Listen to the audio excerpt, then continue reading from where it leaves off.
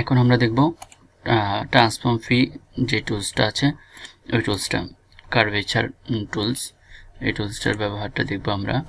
তো এই টুলটা দেখার জন্য আপনাকে ফার্স্ট যেটা দেখতে হবে, আমি একটা রেক্টেঙ্গুলার টুলস নিলাম। রেক্টেঙ্গুলার টুলস নিয়ে এটাকে কালো কালার দিলাম।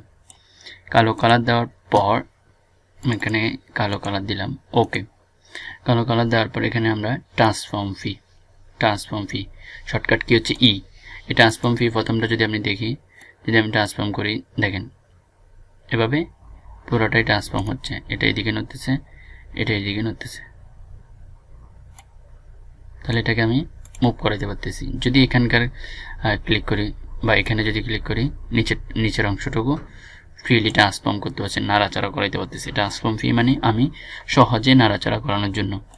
দেন আমি এখানে আসি, এখানে যদি ক্লিক করি, এই পাশটুকু চিকেন হচ্ছে, এই পাশটুকু মোট হচ্ছে।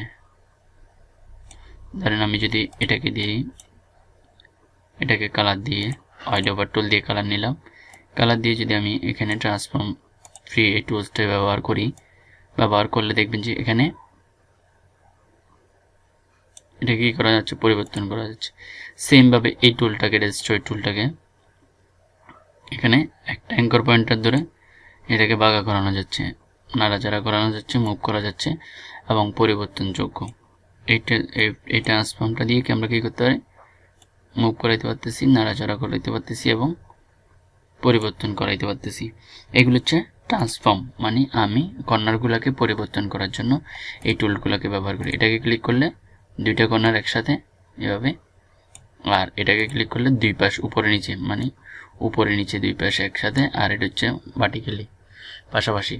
আর এটা হচ্ছে কর্নারগুলোকে, এই কর্নারগুলোকে আমি এভাবে মুভ করাইতে পারি, পরিবর্তন করাইতে পারি এবং নাড়াচাড়া করাইতে পারি।